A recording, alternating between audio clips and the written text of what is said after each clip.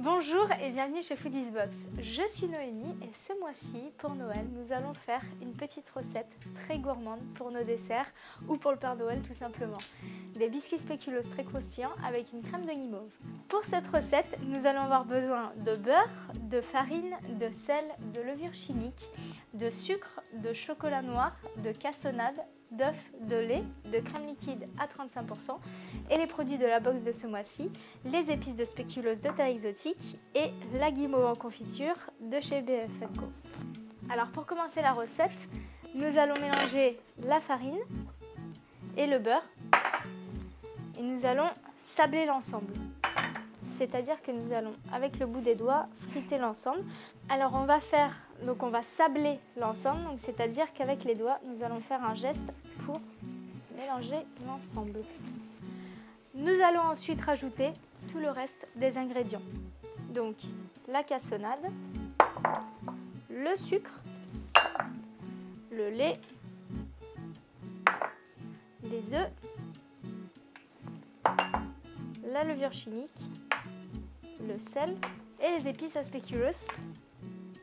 Et on va mélanger l'ensemble du bout des doigts jusqu'à créer une pâte homogène. Alors une fois la pâte homogène obtenue, on va ce qu'on appelle en pâtisserie la fraiser. C'est vraiment pour finir de mélanger l'ensemble des ingrédients. Et maintenant on a une pâte parfaitement homogène. Une fois notre pâte terminée homogène, on va donc l'étaler. Donc aujourd'hui, j'ai pas de rouleau à pâtisserie, donc système D. Une fois la pâte terminée étalée, je vais l'enfourner à 180 degrés environ 8 minutes. Le temps de cuisson de notre spéculoos, nous allons préparer la crème qui va agrémenter cette gourmandise. Donc prévoyez de mettre vos ustensiles au frigo pour une meilleure montée de la crème. Donc à l'aide d'un fouet, on fouette. Une fois la crème montée, nous allons ajouter la guimauve, donc les grosses cuillères, ça reste assez ferme, mais ça va se détendre avec la crème. Une fois la guimauve ajoutée, on va donc la mélanger à la crème à l'aide d'une maryse. Après 8 minutes de cuisson, je vais sortir mon appareil et dès la sortie du four, j'utilise mes emporte-pièces pour donner la forme finale de mes biscuits.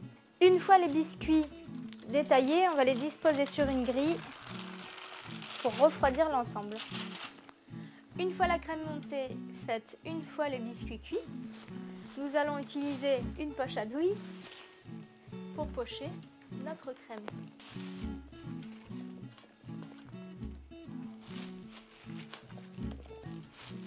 Une fois les biscuits froids, nous allons dresser l'assiette.